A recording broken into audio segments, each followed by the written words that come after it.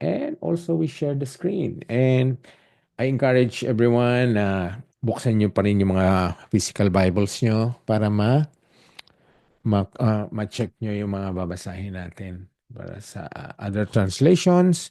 And of course, para malaman natin na totoo ang lahat ng ating uh, sasabihin na galing sa Biblia. Let's share the screen.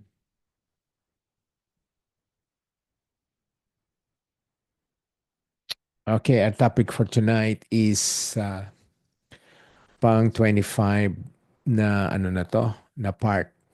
Okay. So importante ang topic natin ngayong gabi. Ang question na dapat nating sagutin at dapat nyong makuha na ang sagot ay bakit napaka-importanting maunawaan na nagkatawang tao si Jesus. Okay. Ito po ay same na mga verses na pinag-aralan natin last week. We'll just concentrate on verses 2 and 3. Last week ay napag-aralan natin, na-explain nga mabuti ni Pastor Alvin ang mga dapat nating matutunan, which is beautiful. But ngayon po, verses 2 and 3. Kailangan kasi natin itong maunawaan lalo kasi nga ang binanggit doon ay iwasan natin ang mga nagtuturo ng mali, ang mga maling propeta. Okay? Isa sa pinagdidiinan talaga at napaka kino-concentrate nila dito sa dito sa topic na ito na si Jesus ba ay nagkatawang tao? Ngayon, ang mga maling propeta na naiimpluwensya, itinutulak ni Satanas na ituro, ibahagi sa lahat ang na huwag maniwala dito sa katotohanan ito. Or sinisira, binabaligtad, winawasak ang pangunawa ng tao tungkol dito. So ngayong gabi, papag-aralan natin ito. Isa sa mga importanteng topic na dapat malaman ng bawat Kristiyano. Lahat ng nating napag-aralan ay tama, totoo, kailangan. Pero isa ito sa napakataas ang level sa importansya na dapat malaman ng bawat Kristiyano. Bakit? Sapagkat dito nakasalalay sa katotohanan ito ang kaligtasan nyo. Kaligtasan ng lahat. Kung hindi natin alam ang katotohanan ito, hindi kompleto o hindi sapat ang ating pinaniwalaan, which is doon nakabasis ang ating kaligtasan. Kung ano ang pinaniwalaan natin at sino ang pinaniwalaan natin. Okay? So, kailangan lang na intindihin natin ngayong gabi ito. So, I just ask everyone to please concentrate. I know you're doing that every Tuesday, but this is something po na kailangan nyong malaman. Whether anong stage ng kayong sa inyo pong pagka-Kristiyano, whether matagal na, bago, or nag-umpisa pa lang, whatever po, kailangan malaman ito ng bawat isa. Nasa ministry, nagtuturo, nangangaral,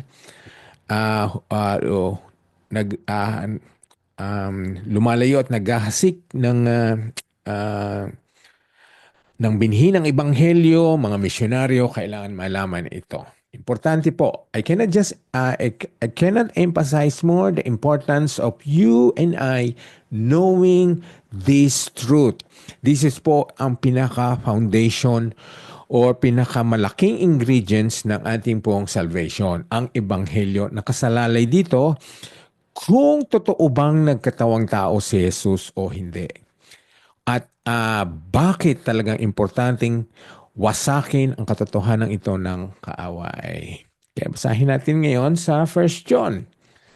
Ang warning ang babala sa atin, kagaya ng nabasa natin kahapon, ay last week ay sinabi ni John, tinawag nga niya tayong mga minamahal. Okay, sabi, huwag kayong bastang maniniwala sa mga taong nagsasabi na ang pinapangaral nila'y mula sa banal na espiritu. Mag-ingat tayo. Kahit i-mention pa nila ang banal na espiritu, ang Holy Spirit, ang kanilang tagapagturo, ang mensahe ay galing sa Holy Spirit, sa banal na espiritu, huwag tayo kagad maniwala. Sa leksikin, hanapin ang katotohanan kung ano ang sinasabi ng Biblia. Kaya importante talaga ng bawat isa ay nag-aaral ng Biblia. Sumasama sa mga Bible studies na talagang sinasaliksik ang Biblia. Okay? Ang sabi ngayon, tuloy natin, sa halip, alamin muna ninyo kung nagmula nga sa Diyos ang itinuturo nila. Sapagkat marami ng huwad at sinungaling na propetang nakakalat sa mundo. Ito ay totoo.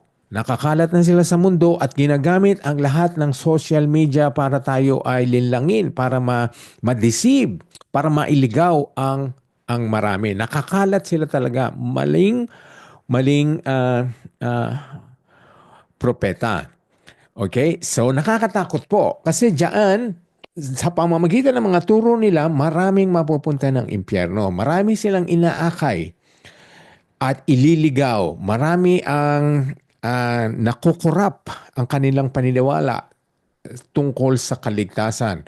Marami ang nalilinglang kahit nabasa nila ang katotohanan, pero mas nag-rely sila sa mga tinuturo ng mga maling propeta, mga sinungaling na propeta. So yan po ang ano nila, ang purpose talaga ni Satanas, ang kaaway ay linlangin tayo at i-deceive tayo tungkol sa katotohanan ito. Kasi nga nakasalalay ang inyong eternity whether you believe on this or not. Okay? Malalaman niyo po yan pag pinag-aralan natin maigi ngayong gabi. So makinig po tayo. Sandali lang po, may admit tayo mga gustong sumali. Okay. So paano natin malalaman kahit kung ang isang tao ay ay totoong galing sa Diyos kahit binabanggit pa niya ang banal na espiritu, kahit siya ay mukhang kagalang-galang. Ito kasi nga ang tanong. Paano natin malalaman kung ang pupunta sa atin, mangangaral sa atin ay mukha naman disente, ayos ang pananamit, magandang magsalita. Parang totoong-totoo ang kanyang mga sinasabi. Dala pa niya ang Biblia. Marami pa siyang aklat. Okay? So yun ang tanong natin. Kasi winarningan tayo na hindi lahat ng nagtuturo ay galing sa Diyos or talagang pinadala ng banal na espiritu. Yun ang pag-ingatan natin maigi. Okay? So anong paraan? Kasi sinabi dito, warning. So, nandito ngayon ang paraan sa susunod na verse. Okay, basahin natin. Sa ganitong paraan ninyo malalaman kung ang espiritong sumasa kanila ay mula sa Diyos. Etong paraan daw. Ito kung ano ang tinuturo nila. Kung kinikilala nila na si Hesukristo'y naging tao, ang Diyos mismo ang nagsugo sa kanila. That could not be any clearer. Kung ito palang babasahin na natin.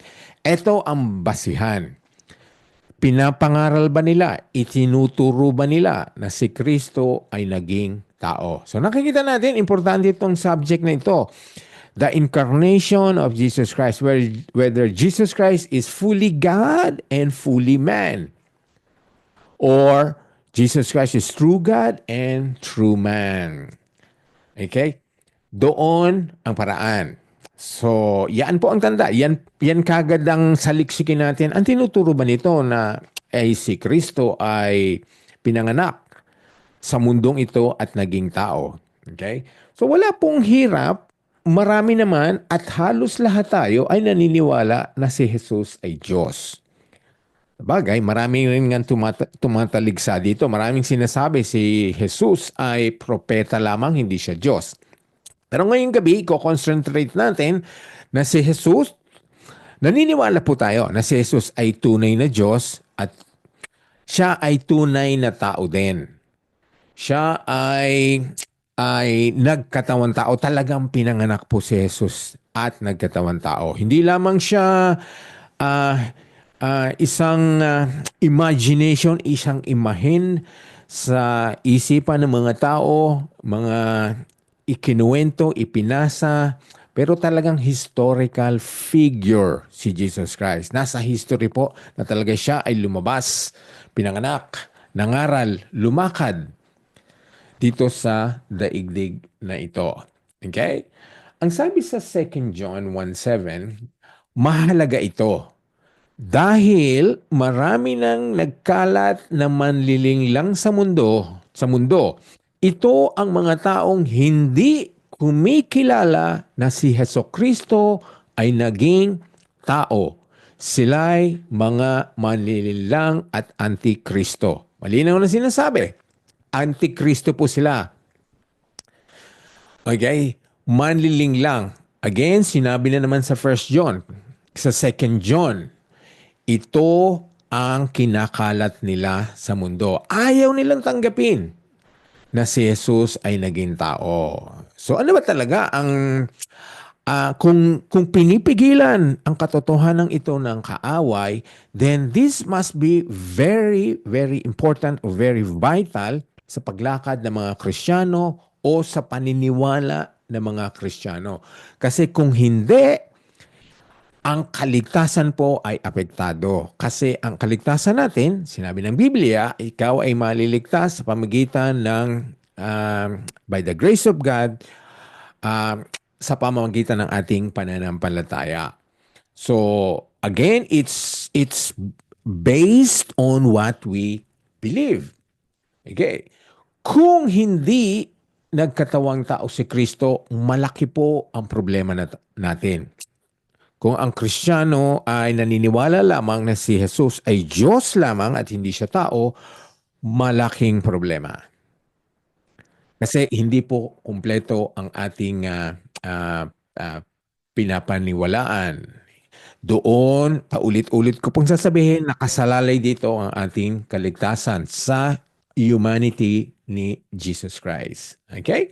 So limang reason po na bakit kailangan paniwalaan natin na nagkatawang tao si Kristo na kailangan yung maunawaan. So I would not, hindi ko pipigilan kung sino man magkaroon ng tanong sa ating pong pinapag-usapan kasi ang goal natin ngayong gabi ay maintindihan to. Bawat isa na nandito ngayon, maintindihan kung bakit at totoo nga bang nagkatawang tao si Jesus.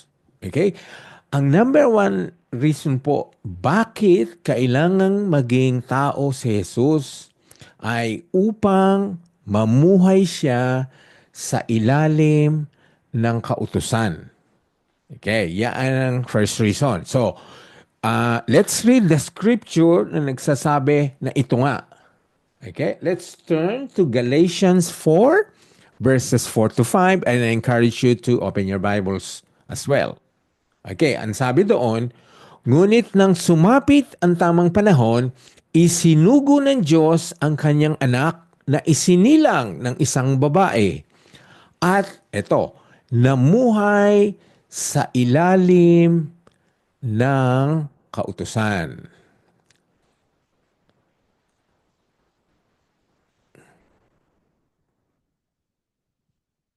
Upang palayain ang mga nasa ilalim ng kautusan. Sa ngayon, tayo ay maituturing na mga anak ng Diyos. Okay. Ang Diyos kasi ay banal. So ang lahat ng makakarating sa kalangitan, sa kaharian ng Diyos ay dapat banal. Walang bahid ng kasalanan. Yun po. Kaya nga binigay sa atin ng kautusan para malaman natin kung nagkakasala tayo o kung meron tayong nababiolate na kautusan. Yun po ang purpose. Pero ang malaking problema, dilema ng tao is wala kahit isang nakasunod perfectly sa kautusan. Wala po. No one. The scriptures, many times, many verses na nagsasabing walang ni isa mang matuwid. Walang ni isa mang nakasunod sa lahat ng pinag-uutos ng Panginoon? Wala po. Okay? So, kailangan ngayon ng isang taong uh, ipanganak muli para mamuhay ayon sa ilalim ng kautusan. Ang ibig sabihin po, yung taong ipapanganak na yon, yung magiging tagapagligtas natin, ay naging subject din ng laws. Or siya ay naging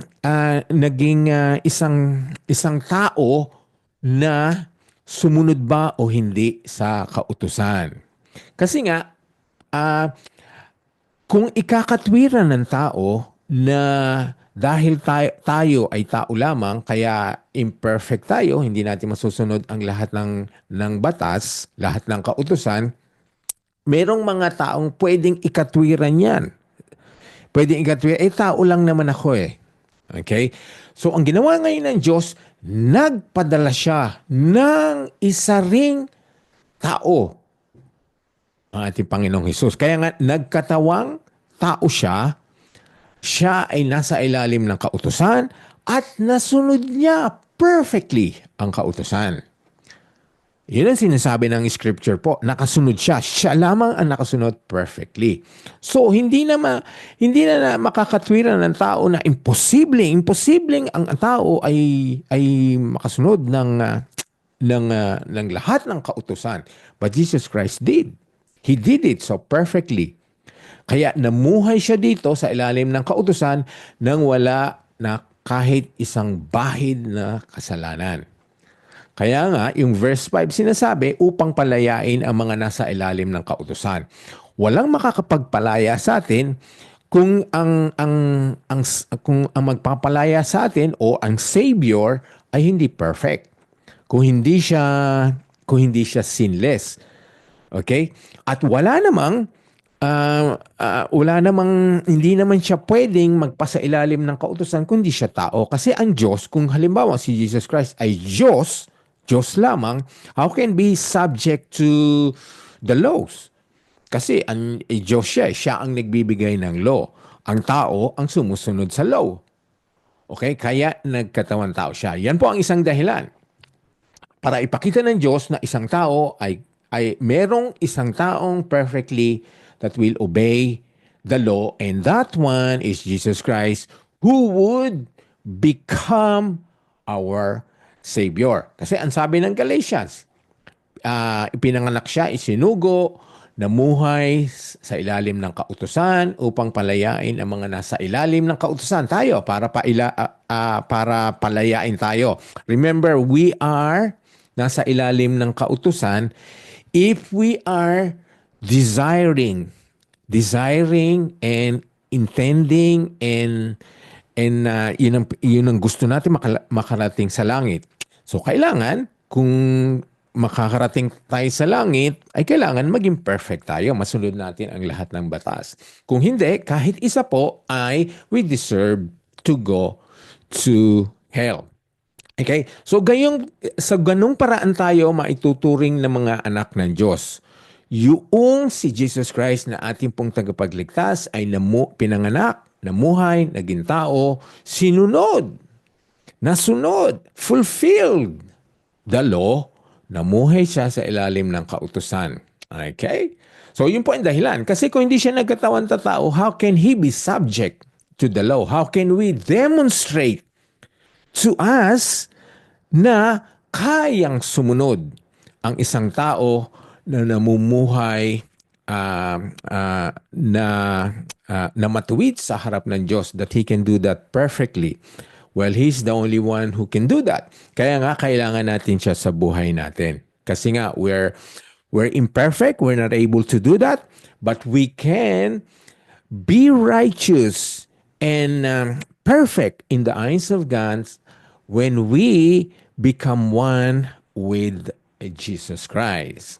Okay? So, ang pangalawang reason po, bakit kailangan magkatawang tao si Jesus ay upang akuin ang lahat ng kasalanan natin. Okay?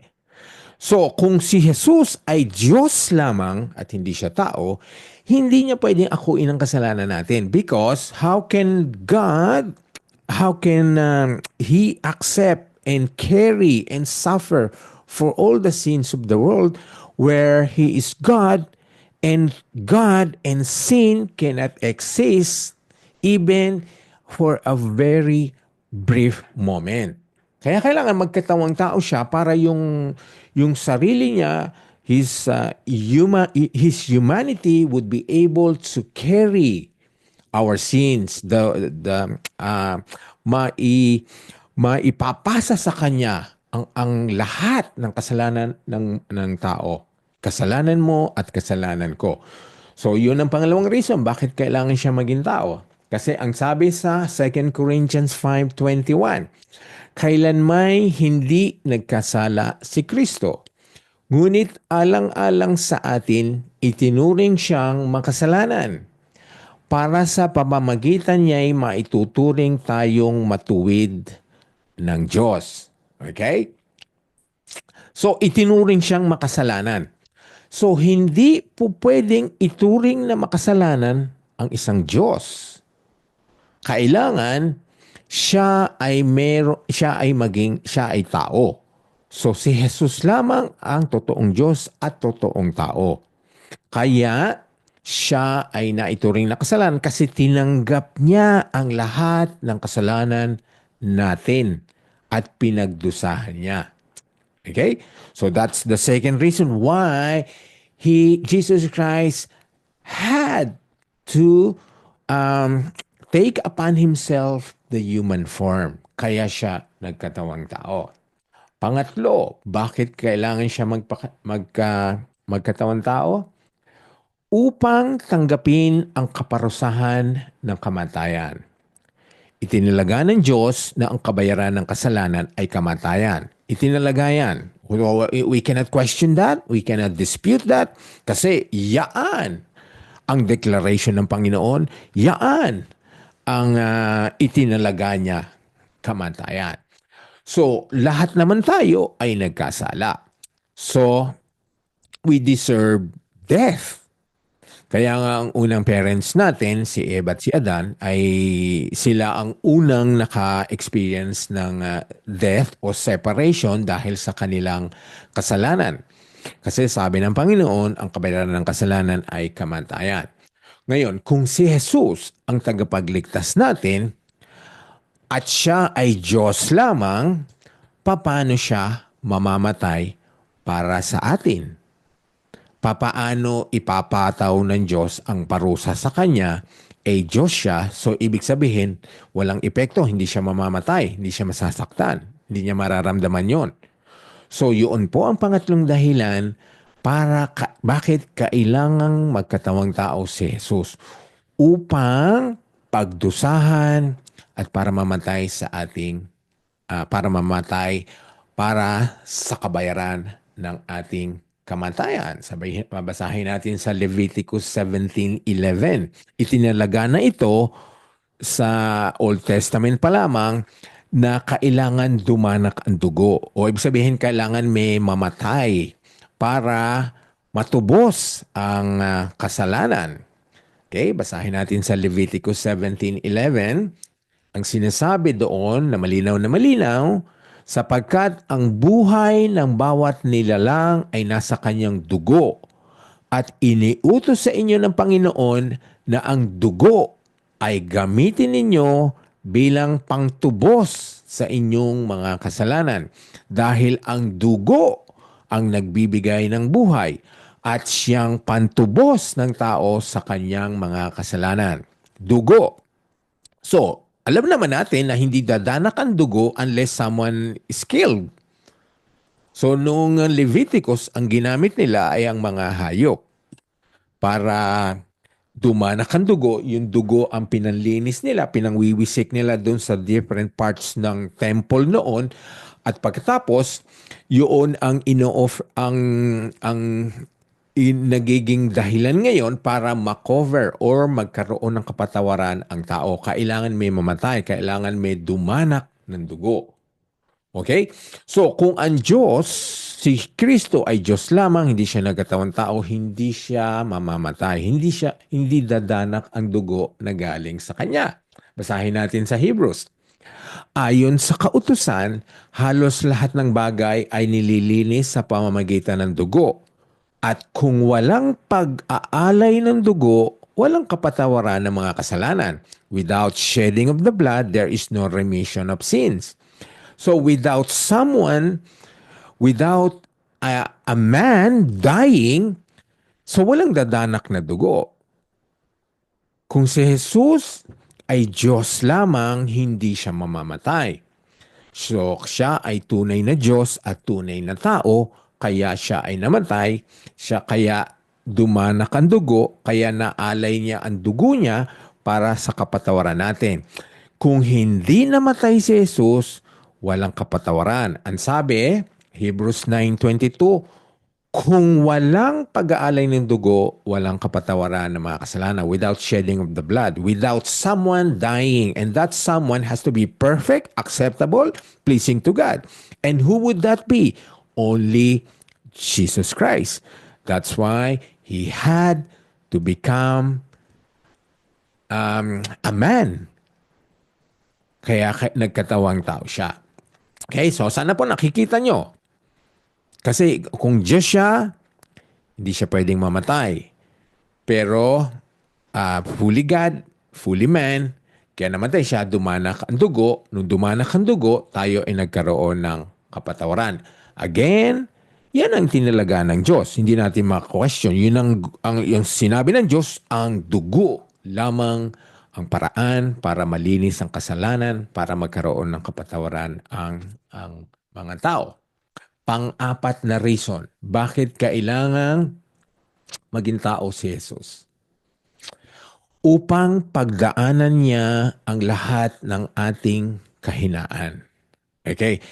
He had to taste all our weakness o weaknesses para matikman niya ang pinagdaanan ng tao, ang mga kahinaan, ang mga kakulangan sa ating buhay. Okay? So basahin natin sa Hebrews na naman, Hebrews 4:15. Ang sabi, na darama niya ang lahat ng kahinaan natin. Tinukso siya sa lahat ng paraan. Subalit kailanman hindi siya nagkasala. Okay. So nakikita nyo na kung hindi naging tao si Jesus, papaano niya matitikman, madarama ang lahat ng ating kahinaan. So kahinaan natin, ang limitation ng ating katawan, napapagod tayo, tumatanda tayo, nagkakasakit tayo, nalulungkot tayo, naghihinagpis tayo. Yung mga lahat ng yun na nararamdaman natin ay pinagdaanan din ni Jesus. Bagamat hindi siya nagkasakit, pero yung ano niya, yung katawan niya ay natikman yung mga hinagpis natin, yung mga kalungkutan natin, yung pagiging napapagod tayo. Siya ay nagutom tayo, siya ay nagutom din. Na kailangan natin ng pahinga, nagpahinga din siya. Kailangan niya na matulog, kailangan niya magpahinga. Yun yung human side niya. So kung wala siyang human side o wala siyang human form, hindi niya matitikman ito para sa atin. Kasi ang Diyos hindi napapagod, hindi tumatanda, hindi lalaki, hindi mamamatay. Okay? Hindi malulungkot, hindi maapektuhan ng mga anumang nangyayari sa mundong ito para mag-change ang mood niya o mag-change ang kanyang emosyon.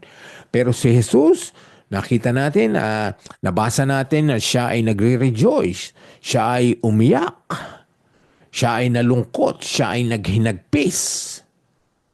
Okay? So yun ay tinikman niya para sa atin. Kaya nga, he can relate to our limitation. He can relate to our weaknesses. Panglima, bakit kailangang maging tao si Jesus? Upang maranasan niya ang paghihirap ng tukso. This is big po.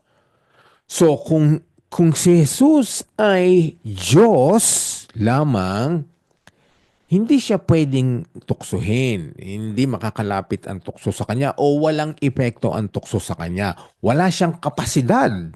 It's impossible na madala siya ng tukso kasi Diyos.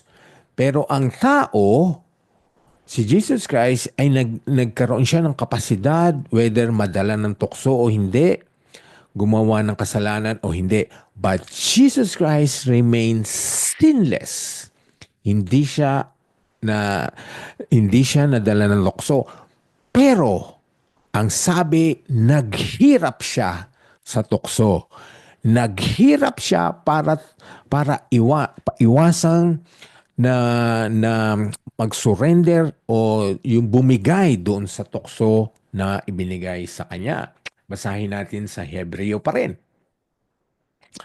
At dahil siya mismo ay nakaranas ng paghihirap nang tinukso siya, kaya matutulungan niya rin tayo. Matutulungan niya ang mga dumaranas ng tukso.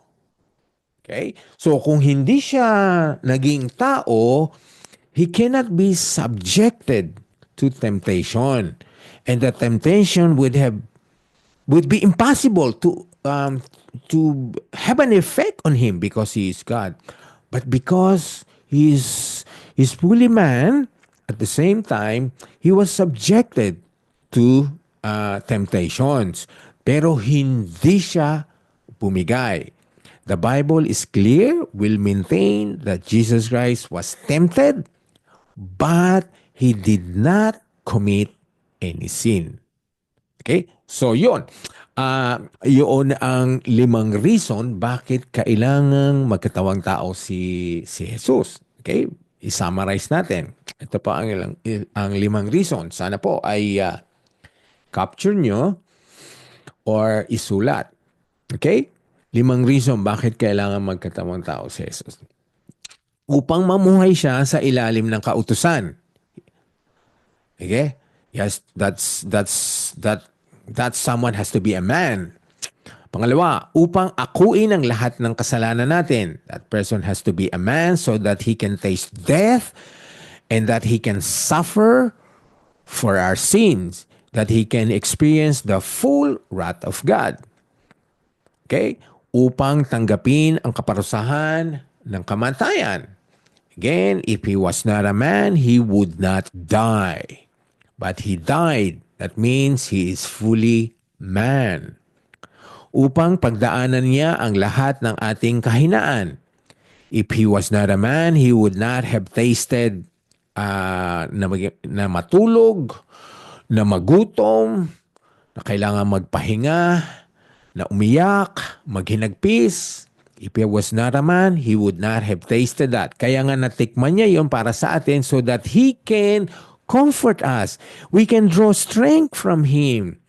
That he can say, I have tasted it for you and I know how you feel. Alam ko ang pinagdadaanan mo kaya ako ang magiging kalakasan mo. Yan. Kaya yung natikman ni Jesus, kaya kung matitikman natin, sinong tatawagin natin? Siya na nakatikim ng lahat na yon at pinagtiisan niya, pinagdaanan niya, so He can sympathize with us. Di ba? Ang maganda kasi, ang tutulong sa iyo ay yung mga taong pinagdaanan na. Di ba? Kasi naramdaman niya lahat yon. Kung hindi naging tao, hindi niya, he would not have tasted all those things. Number 5, upang maranasan niya ang paghihirap ng tukso. So 5 reasons why Jesus Christ had to be a man. At ito pa ang ito po ang matindi. Kasi nabanggit ko kanina, kung ano ang paniniwalaan mo kung sino si Jesus at kung ano siya, doon nakasalalay ang iyong kaligtasan. Kasi pag mali ang pinapaniwalaan mo, kung kulang ang pinapaniwalaan mo, or kung mali ang pinapaniwalaan mo, then your salvation is affected, incomplete, not true. Ipapakita ko po sa inyo mamaya. ang sinasabi ng scripture about that. Pero kailangan ma-establish na natin at na-establish na natin, I hope with all the scriptures na binasa natin, na si Jesus ay totoong Diyos, si Jesus ay totoong tao. Fully God, fully man. Or, yung iba sinasabi, He's true God and true man. Okay? So, kaya si Jesus lamang ang talagang magiging tagapagligtas natin. Kasi walang kahit sino mang pwedeng maging fully God and fully man. Meron lang po tayong i-admit.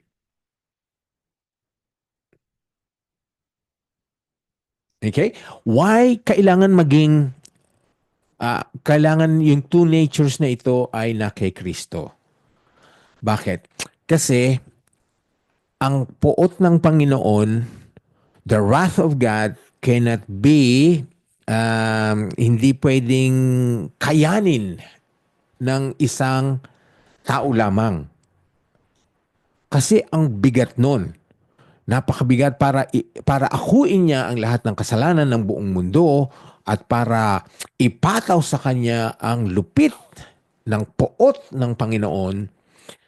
Siya ay kailangang dalawa ang nature niya. Kasi kung iisa lamang, kung isang tao lamang, he cannot bear. No one can bear the wrath of God. Kaya ito po ay hindi pwedeng paghiwalayin. Laging magkasama. Kasi kung hindi, may problema ang pinapaniwalaan natin. As our Savior, fully God and fully man. Okay?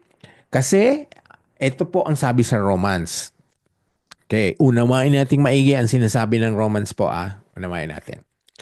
Kung ipapahayag mo na si Jesus ay Panginoon, God, at sasampalataya ka ng buong puso na muli siyang binuhay, man, ng Diyos, maliligtas ka. Okay? So Romans is clear, depende yan kung anong pagkakakilala mo kay Jesus. Kung Diyos lamang siya, then hindi siya binuhay na Diyos kasi hindi siya namatay. Kung tao lang siya at hindi siya Diyos, sinasabi sa Romans, kung ipapahayag mo na si Jesus ay Panginoon o Diyos at maniniwala ka na siya ay binuhay ng Diyos, maliligtas ka. So can you see po, nakikita nyo ang itong dalawang ingredients na to, dalawang factors na to, dalawang nature ni Jesus Christ na ito na nakasalalay diyan ang iyong kaligtasan or salvation. Salvation ko, salvation nating lahat. Romans 10, makita niyo po, binanggit pareho ang pagiging totoong Diyos at ang pagiging tao ni Kristo. Kaya ito ang pinupunteriya ng kaaway, ng Satanas, ng demonyo, mga kampon niya, mga alagad niya, mga maling propeta, mga maling mga sinungaling ng tagapagturo. Ito, kasi pag napaniwala niya ang mga tao na kalahati si Jesus, siya ay Diyos lamang, may problema. Kung ang papaniwalaan natin na siya ay tao lamang, may problema. Yun po. Kaya hindi po pwedeng paghiwalayin that He was fully God and fully man. Kaya nga, ang sabi po sa verse 3, ngunit ang hindi kumikilala na si Jesus ay naging tao ay hindi isinugo ng Diyos, kundi ng spirito ng Antikristo. Narinig niyo na darating na ang Antikristo at narito na nga sa mundo. Doon ang pinupunteriya, kinoconcentrate, tinatarget ng Antichrist, ni Satanas, kanyang mga alagad, kanyang mga sinungaling na propeta, sinungaling na tagapagruto, gusto nilang maniwala kayo at ako na si Jesus ay either Diyos lamang or tao lamang. Pero tayo, ito po, uulitin natin, hindi pwedeng paghiwalayin yon. Kailangang maniwala kayo, ako, tayong lahat na si Jesus ay tunay na Diyos at tunay na tao. Okay. Ito pa ang ito ngayon ang summary. Kung hindi totoong tao si Jesus, ito ngayon ang mga problema natin. Kung hindi totoong tao at totoong Diyos si Jesus, hindi totoo ang gospel. Yung pinapangaral nating gospel. At ito ang kailangan ipangaral nating gospel. Saan natin makikita yan? 1 Corinthians 15. Basahin natin. Mga kapatid, nais kong ipaalala sa inyo ang magandang balita or gospel na ipinangangaral ko sa inyo. Ito ang aral na inyong tinanggap at hanggang ngayon ay pinananindigan ninyo. Sa pamamagitan nito, ito, maliligtas kayo kung panghahawakan ninyong mabuti ang ipinangaral ko. Maliban na lamang kung hindi talaga tunay ang inyong pananampalataya. Okay, ito yung the summary of the gospel. Sapagkat ibinigay ko sa inyo ang pinakamahalagang aral na ibinigay sa akin, na si Kristo'y namatay upang iligtas tayo sa ating mga kasalanan ayon sa kasulatan. Inilibing, siyang ngunit muling nabuhay sa ikatlong araw ayon din sa kasulatan. So 1 Corinthians 15 po is the beautiful description,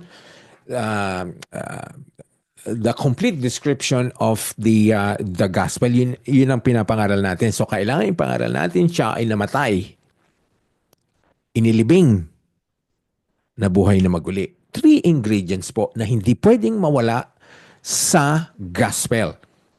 Kung ipapangaral lang natin na siya ay buhay, incomplete.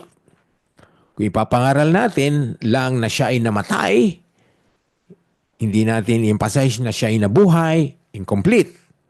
So our Savior died, buried, rose from the grave. Now, yung tatlong yan, hindi pwedeng mangyari kung hindi naging tao si Kristo. Okay, how can he die if he was not fully man? He would not have died. So wala nang bubuhayin ang Diyos kasi nga hindi siya namatay. Kung siya ay Diyos lamang. Okay? So apektado po kagad ang gospel natin. So yun po ang papaniwalaan nyo. So ang pinapaniwalaan nyo na siya ay Diyos, sabi sa Romans, and also man at the same time. Kaya ito po ang problema. Kung maniniwala tayo, masusway, maaakay, madideceive ng kaaway, then hindi totoo ang gospel. Kung hindi namatay, pangalawa, kung hindi namatay at nabuhay muli si Jesus, nasa kasalanan pa tayo. The reason why Jesus Christ had to suffer is to pay for the penalty of our sin, the full penalty of our sin, so that he can experience the full wrath of God upon himself. At kung hindi siya nabuhay, kung hindi siya namatay, so that means hindi siya kailangan mabuhay. Kung hindi siya nabuhay, then nasa kasalanan pa tayo. Again, siguro marami na pong nakadinig sa inyo. The greatest evidence that that God was pleased with the sacrifice of Jesus Christ is when he caused Jesus Christ to rise from the grave. That means the full penalty of our sins had been paid in full, and God was pleased with the sacrifice of Jesus Christ. He was pleased. It appeased the wrath of God. Otherwise, if the sacrifice of Jesus Christ was not accepted, he would remain in the grave because God was not appeased in his anger. Okay? Pang-apat na problema. Kung walang pagdanak ng dugo, walang kapatawaran ng kasalanan. Na-establish na natin yon. Sabi sa Hebrews, without shedding of the blood, there would be no remission of sin. Kung di siya totoong tao, hindi siya maaaring tuksuhin. So, we were deceived na si Jesus Christ ay tao, Diyos pala noon. Di siya tao, walang epekto yung ginawa ni Satanas sa kanya. So, hindi siya talaga nagdusa. So, na-deceive tayo na akala natin si Jesus Christ was perfect in resisting temptation. Pero ang totoo pala, hindi epekto yung tukso sa kanya kasi siya ay Diyos lamang. Pero ang totoo po, siya ay tao. Naapektuhan siya nung tukso pero hindi siya bumigay. Kaya nga nagtiis siya, nagdusa sa. Kaya nabasa natin kanina, he suffered because of that temptation. And that is when he resisted the temptation. Okay? At number 6, walang ascension kung walang katawang tao si Jesus. Kaya nakita natin sa Acts po na siya ay umakyat. Body, soul, and spirit. Okay? Nakita siya yung glorified body niya. Okay? Kung wala siyang katawang tao, siya ay nananatiling espiritu lamang.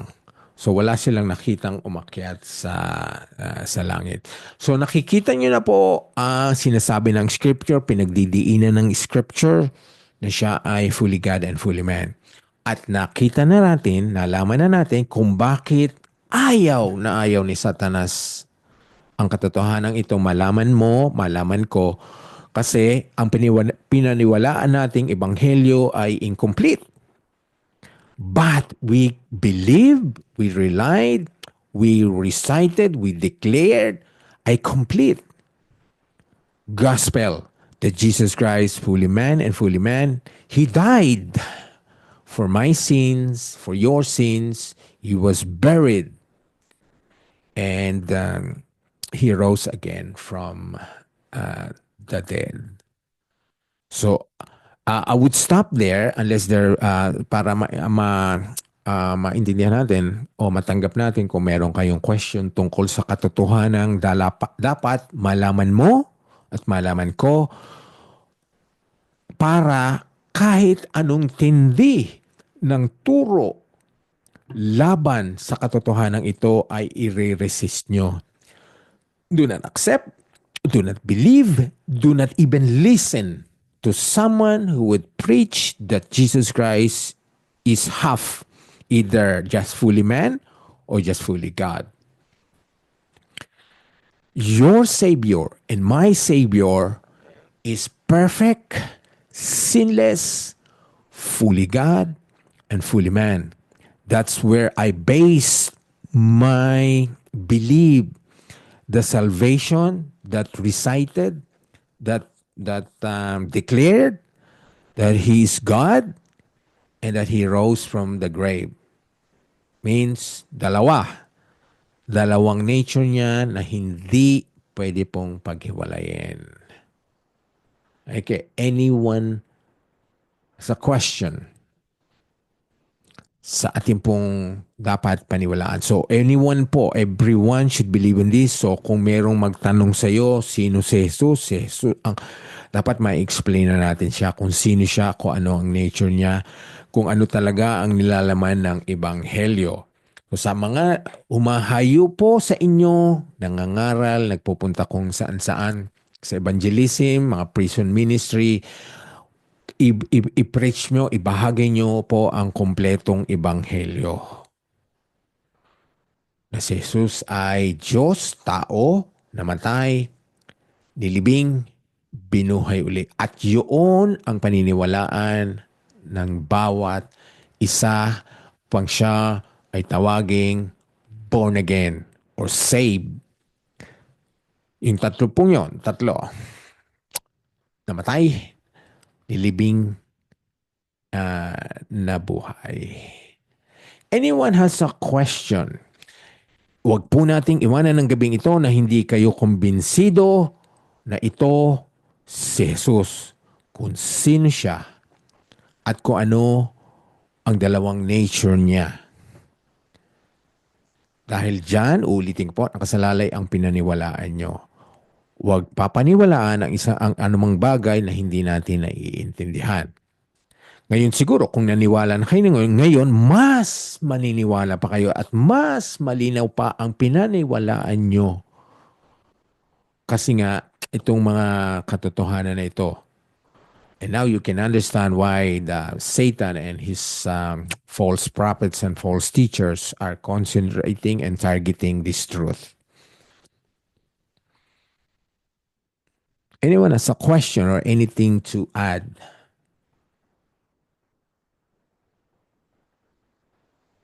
Is everyone now convinced and understand the reasons why Jesus Christ had to be incarnated? Kaya ang pinagdiriwang po natin ay hindi nahihinto sa kanyang baby, sa pagiging baby.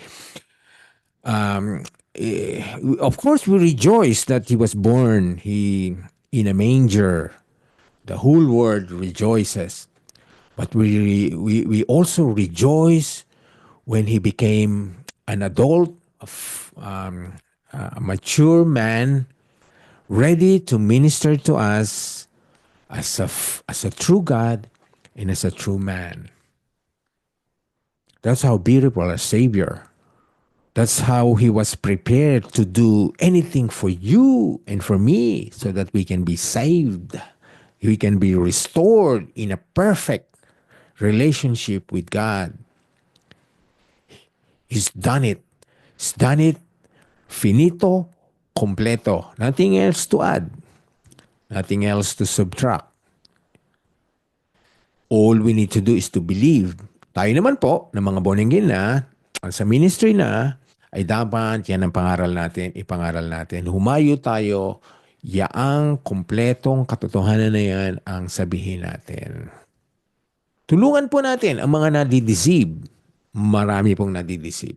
Kasi yan ang pinagpipiestahang katotohanan ni Satanas na baliktarin, babuyin, iliko, ikorap, alisin sa isipan ng mga tao.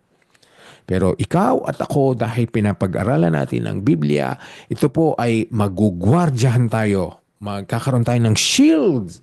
So you would never be deceived by any teachings about the humanity and the divinity of Jesus Christ, which can never be separated. Okay, wala pong question. Ako na lang magko-question. No one else would like to add? Noel, share lang.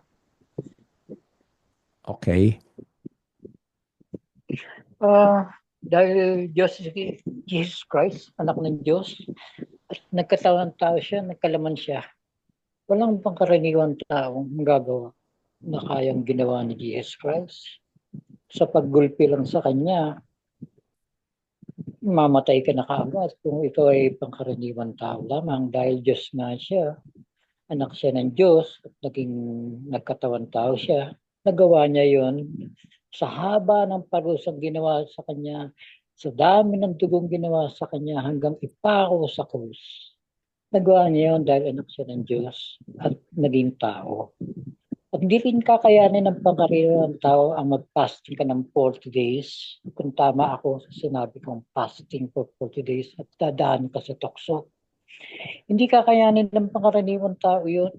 Kundi talaga siya ay anak ng Diyos sa simula pa lamang at nagkatawang tao na kaya niya yon.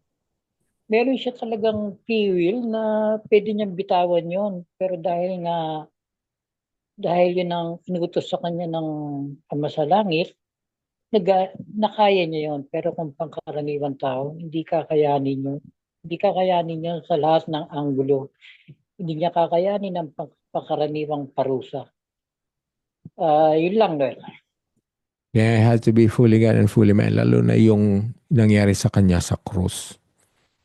At saka yung katotohanan nga na ibinagsak, inako, ipinasa sa kanya ang lahat ng kasalanan. Kaya nga ang tawag sa kanya, siya'y naging kasalanan.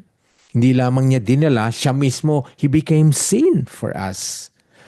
Kaya ang laki um, ng ng dapat nating intindihin sa ginawa niya para sa ating. Meron akong tanong sa inyo. Sana ay mag-participate at magkaroon ng interaction. Ngayon alam mo na ang pinagdaanan ni Jesus ang lahat ng iyong kahinaan. Ano ang kabutihan nito sa iyo? What's the benefit of you knowing now that Jesus Christ has experienced, tasted all the difficulties you are undergoing now?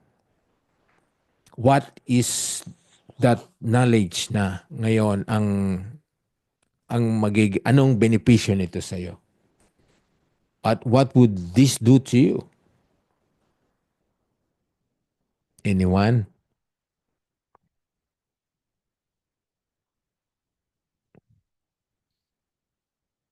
Walang benepisyo yung nabasa nating naging ehemplo ni Jesus Christ na tinikman niya ang lahat ng paghihirap.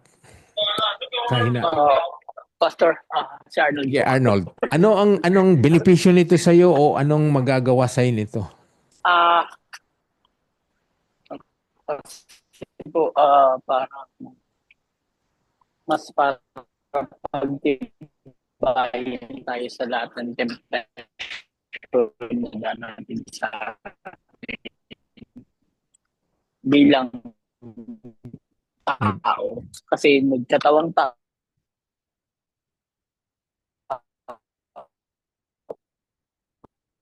Ano yun? Nagbe-break, Arnold? Pinakita niya po yung kahit na anong sakripisyo.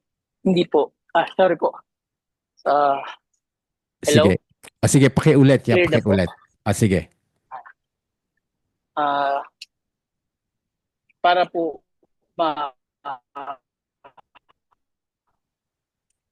labanan niya yung temptation.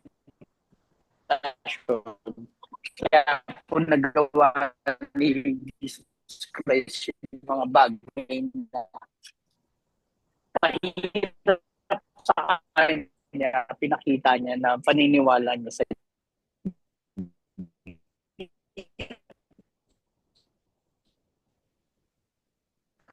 pinay niya yung mga sakit para ipakita rin sa atin na kung anong sakit ang daanin natin, sundan natin yung ginawa ng Diyos, ni Jesus Christ. Yeah. Para malabanan natin yung mga temptasyon na darating sa buhay natin. Tama. Yeah, if Jesus, yeah, kung nagawa ni Jesus yun, so dapat magkaroon tayo ng same stand against temptation, against sin. Kasi nga, kaya nga nagkatawan tayo siya para bigyan tayo ng... Arnold, sige. Nawawala Arnold, nagbe-break. Okay. Yung iba naman po, okay na po, Pastor. Nawawala po lang po. Nawawala ka nagbe-break. Opo. Kasi po, naging kaanuhan po ng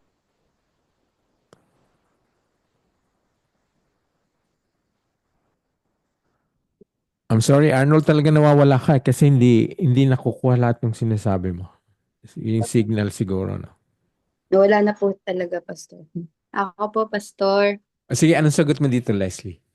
Ano po, we are no longer a slave of sin po talaga. Ito po yung grasya, biyaya po ng Panginoon na atin pong natutunan, akin pong naunawaan sa gabi po na ito. Kasi kung wala pong katotohanan ng pagkamatay ng Panginoong Jesucristo, kung wala pong katotohanan ng pagiging tao po niya, ay aasahan po natin na mamamatay pa rin po tayo sa kasalanan. Kaya talaga pong ito ay ano po sa atin, encouragement po sa atin na talagang magbigay pa po tayo ng panahon po sa pag-aaral po ng salita ng Panginoon. Dito po makultivate, dito po yayabong po yung ating pong pananampalataya pa. Hindi lang po sa pagkatao ni Jesus, kundi po sa buong deity po ng kanya pong pagka-Diyos. Tama, correct. Yeah. Yeah, we have to have a full understanding of his divinity, ang pagiging deity niya, pagiging Diyos niya, ang pagiging tao niya. At yun, at at maintindihan natin kung bakit din, di ba? Ngayon, ngayong gabi, nalaman niyo na kung bakit siya kailangan maging tao. Hindi para magkaroon tayo ng Christmas, hindi tayo para magkaroon joy to the world, kundi yun, para lumaki siya, maging ready, mag-minister, matikman niya ang lahat ng hapdi na natitikman natin. At pagkatapos, mamatay siya para sa atin. Thank you, Leslie. Tama nga po yung sinabi ni Leslie, kailangan talaga mapag-aralan mo to. Kasi nga, kung halimbawa, hihinto ka lang dito, kasi marami pa dapat matutunan eh. Kung dito ka lang hihinto, there are probably other ibang truth naman na hindi pa natin alam o hindi mo pa alam na aatakihin ka ng kaaway doon. Halimbawa, matatag ka na si Jesus Christ is fully God and fully man. I know why Jesus Christ became a man. Pero kung ibang area, so kailangan talaga ang patuloy tayong mag-aral kasi parami ang mga mga sinungaling na propeta na humahayo dyan at nagdi-deceive. At they are growing po. They are growing. They even have beautiful buildings and beautiful churches na kung susuriin natin ay mali ang tinuturo at kulang. Okay, may sinasabi po dito sa chat sino nagsabi nito. Naisip ko lang po, pastor, na sa mga panahong nakikita ng Ama ang mga tao na pinalalago niya, sumusunod sa kanya, pero patuloy na nagkakasala sa kanya, ipinadala niya si Jesus. Kasi isa lang ang tunay na walang bahid na kasalanan, tama, para matubos ng lahat ng makasalanan. Yes. So no one can become a savior. No one can, aside from Jesus Christ. Because a savior had to be fully God and fully man, perfect, sinless. Sa amin po, ang benefit namin sa magkaroon ng inspirasyon na matutunan, maging mabuting tao sa lahat ng oras, mahiya sa Diyos na magkasala kasi ginawa ng lahat ni Jesus para ang paghihirap para matubos, maibalik lamang tayo, matubos tayo sa kasalanan. Tama nga ito. Naging inspirasyon po sa akin na maging matatag ako sa tukso at malayo sa kasalanan. Sabi nga po, live like Jesus Christ. Yes, that's our goal, to be Christ-like. Pag-aralan at pagyamanin ang salita ng Panginoong Hesukristo. Salamat. Salamat sa iyo. Ngayon, ito po ang susunod na tanong ko sa inyo. Kung alam mo na si Jesus ay iniwan ang kaluwalhatian ng langit para maging tao, ano ngayon ang dapat mong maging tugon dito? Now you've heard that Jesus Christ left heaven to become a man here on earth. Live for many years, 30 years. Ano ngayon ang dapat mong tugon dito? Nung alam mong iniwan ni Jesus ang kaluwalhatian, the glory of heaven. Ako po, pastor. Sige, chat. Anong tugon mo dito?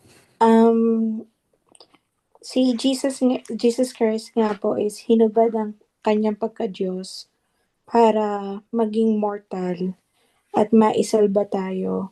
It is also our responsibility to live our own self. Iwan yung dating tayo at maborn again upang maging katulad niya. Yun lang po. Konting amendment siya. Hello, Pastor? Dinig niyo po ako? Oh, nadinig kita. Ang sabihin ko, konting amendment. Kasi, hindi hinubad ni Jesus yung pagka-Diyos niya. I mean po yung Yung kaluwalhatian ng langit. yung yes po, The glory of yung heaven yan. kumbaga parang Ah, sinacrifice niya yung pagiging Diyos niya para ibaba yung sarili niya as a God. sa At servant. Yeah. yes, and become a servant for us. Yeah. So tayo po bilang mortal na tao na from our origin parents na nagkasala, it is our also way to show love to God na kailangan nating talikuran yung ating mga kasalanan at Correct. isurrender po lahat sa Kanya. Yun po, Correct. Pastor. Beautiful. That's beautiful. Cha. Kayo naman po, anong magiging tugon nyo? Yun, dinig natin na iniwanan ni Jesus ang kaluwalhatian ng langit. Bumaba Well, siya rito. Anong tugon? Ito, sagutin muna natin yung tanong na to. Ako Sige. naman po. Ayan, Lynn, anong tugon mo dito? Ako po ang tugon ko naman is if Christ is ready na naging handa siya talaga na iwanan ang kaluwalhatian sa langit, then tayo po bilang kanyang mga tagasunod, I think we should be ready as well to leave everything and follow Him, even if it takes yung ating yaman kung meron tayo, yung ating pagtalikod sa yun po sa mga makamundong bagay na yung comfort natin Yeah. just to follow Him at ma-please talaga natin ang Panginoon na we are really willing to sacrifice what we have para sumunod sa Kanya. Beautiful. Beautiful. Yun, isang magandang tugon. So, yan, another beautiful one. Kung si Jesus Christ nga, He was ready to leave the glory of heaven to be with us. Tayo ba ay ready na, yan, to leave our comfort zone, to do the things for God, to work in His kingdom? Di ba? Magkaroon lang po tayo ng konting application. So, isipin mo yun, ang Panginoon, iniwan niya ang kaluwalhatian ng langit para bumaba dito sa sa lupa para mag-sakripisyo, mamatay para sa atin. Pero tayo, sinabi ni Lynn, sinabi ni Cha, na are we ready to do a little sacrifice din? Okay, pag maginaw, maaga, are we still ready to na lumabas para mangaral, matinang Bible study, kung kailangan, o pumunta ng church? Kung maginaw, kung umuulan, are we ready to leave the comfort of our homes para pumunta sa gawain ng Panginoon o para may dalawin sa ospital o para may dalawin para i-share ang gospel? Okay, marami tayo nandito. Kasama yata natin si Judith, yung isang ehemplo na talagang pumupunta ng islands after islands para ipangaral ang salita ng Panginoon. Pumupunta sa mga prisons and jails. Yan ang isang magandang tugon dito kasi nabasa na natin na siya ay nagkatawan tao dito. Ngayon, ano ang dapat nating tugon? Meron kang tatanong kanina, Chito? Oo, hindi naman kusang bumaba si Jesus Christ, kundi inutusan siya ng Diyos bumaba upang iligtas ang mga tao sa mga kasalanan. Pero sumusunod siya sa kautusan ng Diyos. Hindi niya pwedeng gawin sa sarili niya na bababa siya at gagawin niya bilang magkatawan tao siya, kundi inutusan siya ng Diyos na bumaba. Ang additional ko lang pwede bang sumuway si Jesus Christ sa kautusan ng Diyos? O talagang susunod siya dahil siya ay anak ng Diyos? He was a perfect obedient as a son. Talagang sinunod niya ang lahat ng sinabi ng Diyos Ama. Kaya nga lahat ng sinasabi niya ay kung anong sinabi sa kanya ng Ama. Lahat ng ginagawa niya ay kung ano ang sinabi sa kanya ng Ama. It's impossible for him to disobey God the Father. Kaya no chance at all. So hindi pwede. Kaya nga siyang perfect example ng obedience sa atin. Wala na siguro makakatulad sa pagiging obedient ni Jesus Christ to the desires, the commands, and the kung ano man na ang adhikain ng God the Father. It's impossible. Nothing can cause him to disobey even an inch or a dot sa kung ano ang inuutos sa kanya ng Ama. Meron pa pong ibang tugon. Pastor, Renilda, ikaw, anong tugon mo dito? Pastor po sa akin kasi alam naman po natin po na ano po, ang mga ginawa ni Jesus sa krus ng Kalbaryo, nung ano po, siya po yung fully paid sa ating mga kasalanan. Siya po yung nagpapako sa krus para maging substitution natin para sa ating mga kasalanan. Ganun na lang po talaga yung pag-ibig ng Panginoon sa atin. Kaya po yung dapat po natin maging response is receive God's gift. Yung sabi niya po sa Romans 6:23, yung sabi niya po doon, libreng regalong kaloob na inalok ng Diyos sa atin, na hindi yung regalong yun yung salvation na binibigay ng Diyos sa atin. Dahil po ito libre lang po na regalo, hindi naman po ito all we need lang po is na ma-receive lang po natin yung free gift of salvation na kasi po alam po natin na ang Diyos po yung siya po yung nagpapako sa krus para sa ating mga kasalanan. Simple lang naman po yung natin dito is para po sa ating mga sa mga Kristiyano. At lalo na po yung mga hindi pa po nakakakilala sa Panginoon, simple lang po yung is confess lang po natin yung sin natin and receive Jesus Christ as Lord and Savior.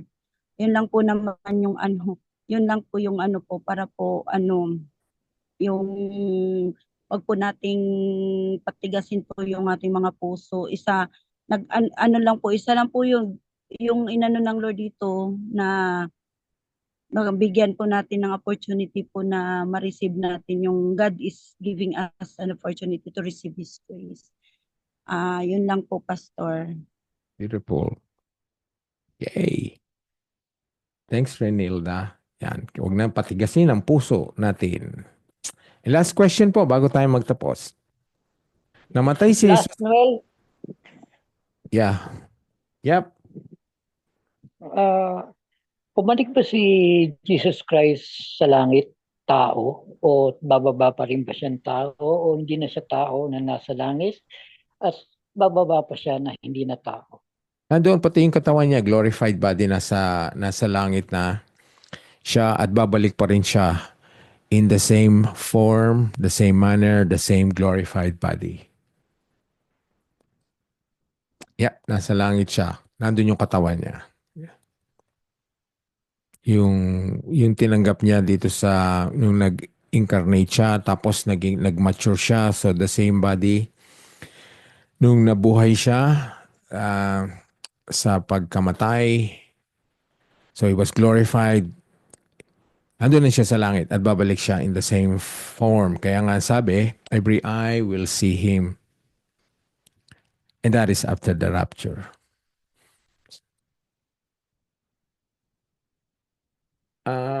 Ito po yung tanong naman bago tayo magtapos. Namatay si Jesus sa mga kasalanan mo. Ano ngayon ang dapat mong gawin?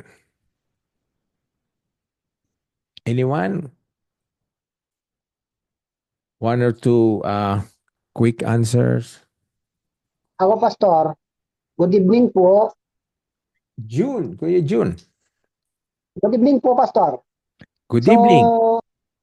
Siguro po yung pinakamagandang kung gagawin ko po siguro, namatay si Jesu Cristo para sa kasalanan natin. So wala pong ibang gagawin kundi magsisi sa ating mga kasalanan, tanggapin si Kristo bilang Panginoon at tagapagligtas, at dapat yakapin po natin yung mga aral na sinasabi sa atin ng Panginoon. Yun lang po. Tama. Beautiful. Thanks, Kuya Jun. Okay, anyone po? One more? Gustong sumagot nito? Anong gagawin mo na alam mo na ngayon na matay si Jesus sa mga kasalanan mo?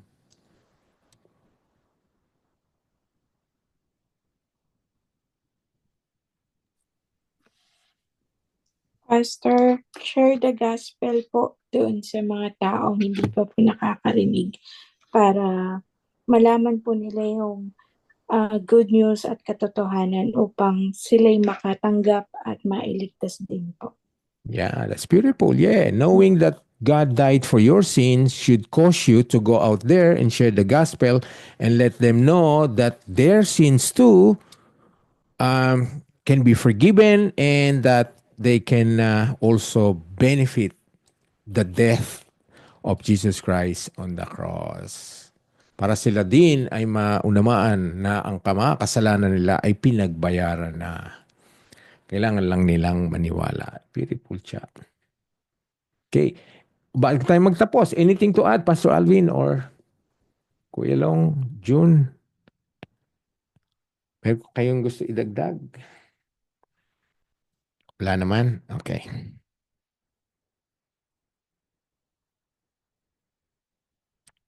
Alright. Okay. So tandaan nyo po, wag kayong akay, makikinig, maniniwala, tatanggapin ang katuruang si Jesus ay hindi naging tao or hindi siya Diyos. Again po, hindi paghihiwalayin na si Jesus ay totoong Diyos at totoong tao. It can never be separated from eternity hanggang sa hanggang sa kabilang buhay, throughout eternity. Magbuhat na na-establish na siya ay nagkatawang tao. So he became a man. He became a fully man, fully God. And that's who your Savior is. Who our Savior is. Ang ganda ng ginawa niya. Okay, we'll stop this. Kung wala na kayong dadagdag, wala na pong question, and let's ask Cherry to close us in prayer. Siya pong na talagang mag-close ng prayer natin. Good evening po, Pastor. Good evening, everyone. Let us place ourselves in the presence of God. Papuri Panginoon at salamat sa walang hanggang pagpapala sa aming lahat, sa aming mga sumusunod at patuloy na nag-aaral sa iyo. Thank you for tonight, Father God. Salamat sa banal na Espiritu na nanahan sa amin ngayon upang maunawaan namin ang aming mga pag-aaral. Salamat, Panginoon, sa buhay ng bawat isa. Salamat, Panginoon, sa buhay ni Pastor Noel na walang sawang naglilingkod sa iyo at nagpapaliwanag ng iyong mga salita. Lord God, salamat sa aming mga natutunan ngayon. Alam po namin na napakahalaga ng aming mga napag-aralan upang hindi kami malinlang sa mga nangangaral sa amin na kulang ang pagkakakilala sa iyo. Salamat, Jesus. Salamat sa pagkakatawang tao. Ikaw ay tunay na Diyos at nagkatawang tao upang mailigtas kami sa aming mga kasalanan at upang magkaroon kami ng buhay na walang hanggan kapiling mo. Panginoon, dalangin ko po ang panalangin ng bawat isa sa amin. Itinataas ko po ang panalangin ng bawat isa. Alam mo po ang laman ng aming mga puso, ang aming mga kagustuhan. Nawa, Panginoon, maging ayon ang lahat ng aming mga panalangin sa iyong kagustuhan, sa iyong kalooban. Lord, higit sa ano pa mga material naming hinihiling, naway mapagkalooban niyo po kami ng hunger and thirst. So we will keep searching for the truths and your words. Bigyan niyo po kami, Panginoon, ng kalakasan at kalusugan upang mapagpatuloy namin ang aming mga pagsunod at pagsilbi sa iyo sa aming mga munting kakayanan. Muli, Panginoon, maghari ka po sa aming mga buhay ngayon at kailanman.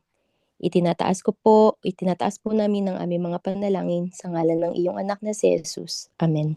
Amen. Thanks, Cherry. Thank you Beautiful. po.